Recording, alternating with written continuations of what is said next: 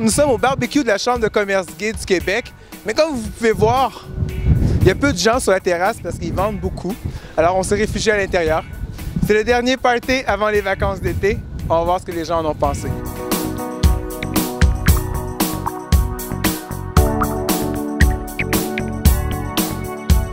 Alors, c'est les vacances d'été pour les membres de la Chambre de commerce gay. Daniel, membre du conseil d'administration, qu'est-ce que tu vas faire cet été pour te reposer? Je vais travailler. Évidemment, dans notre commerce et dans notre industrie, nous, l'été, c'est la grosse saison, c'est le temps fort de l'année.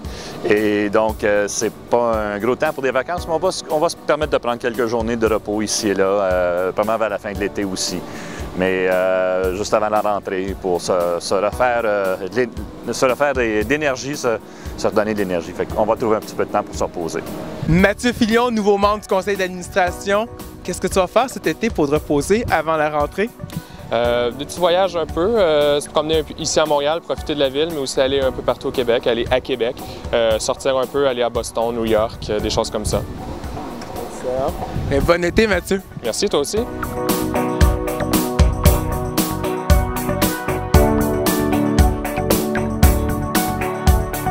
On est toujours sur la terrasse du Hyatt. Je suis avec Paul Charrois, nouveau membre du conseil d'administration. Paul, qu'allez-vous faire pendant l'été pour vous reposer avant la rentrée?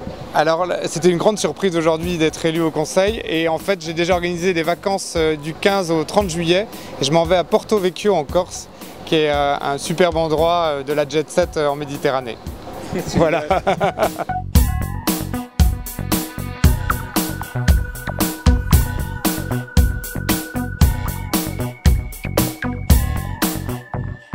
Joanne Gaudreau, directrice de la Chambre de commerce gay. Joanne, c'est le barbecue pour aller dans les vacances d'été.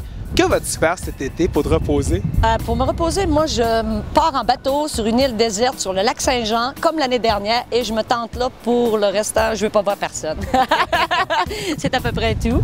Qu'est-ce qui nous attend cet automne avec la Chambre de commerce gay du Québec? Qu'est-ce qui nous attend? Bon, on a toujours les 6 à 8 qui s'en viennent. On a le gala Phénicia. On a des dîners TELUS de prévus. Il y a les dîners TD.